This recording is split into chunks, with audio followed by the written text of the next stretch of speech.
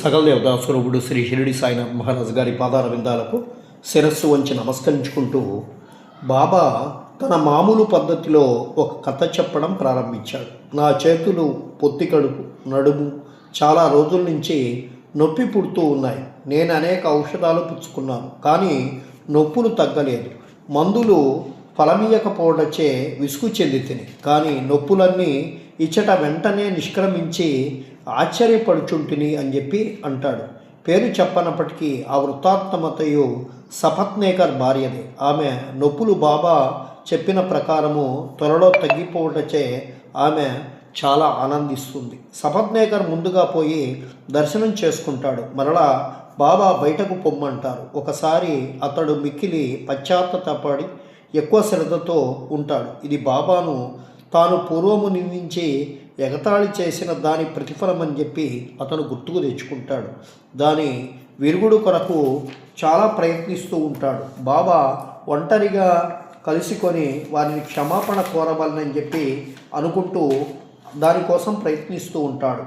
అట్లే చేస్తాడు. అతడు తన శిరస్సును బాబా పాదాలపై పెడతాడు. బాబా తన వరద హస్తాన్ని సపత్నేకర్ తలపై పెడతాడు. బాబా కాళ్ళ ఒత్తుచూ సపత్నేకర్ అక్కడనే కూర్చుంటాడు. అంతలో ఒక గొల్ల స్త్రీ వచ్చి బాబా నడుమును పడుతూ ఉండేది.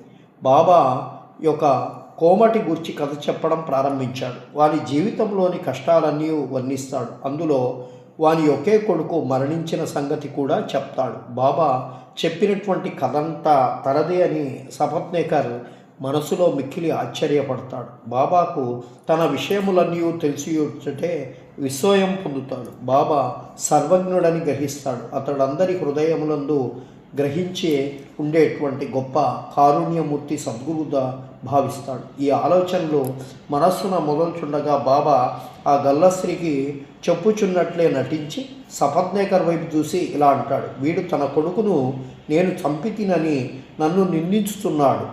నేను లోకుల బిడ్డల్ని ఎలా చంపేదను? ఇతడు మసీదునకు వచ్చి ఏలా అదే బిడ్డను వీరి భార్య గర్భంలోకి మరలా పంపించేదను. ఈ మాటలతో బాబా అతని తలపై హస్తముంచి యోదార్చి ఇలా అంటారు. ఈ పాదములు ముదుసలివి, పవిత్రమైనవి. ఇక నీ కష్టములు తీరిపోయినవి. నాయందే నమ్మకం ఉంచుము. నీ మనోభిష్టములు నెరవేరును. సపత్నేకర్ ఆనందంతో భయమరిచిపోయాను. బాబా పాదములకు కన్నీటితో తలపెట్టి తర్వాత తన బసకు తిరిగి వెడలిపోయాను. సపత్నేకర్ పూజా సామాగ్రి సమకూర్చుకొని నైవేద్యంతో మసీదుకు భార్యతో పోయి ప్రతిరోజు బాబాకు సమర్పించి వారి వద్ద ప్రసాదము తీసుకుంటూ ఉండేవాడు. ప్రజలు మసీదులో గుమిగూడి ఉండేవారు. సపత్నేకర్ మాటి మాటికి నమస్కరిస్తూ ఉండేవాడు.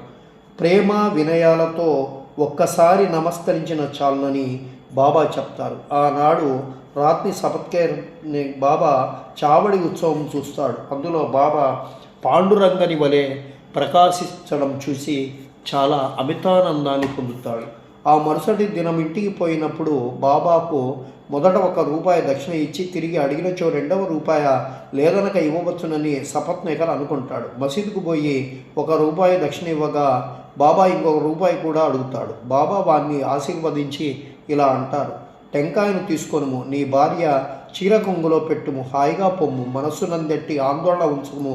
అతడు అలాగే చేశాడు. శ్రీ సచిదానంద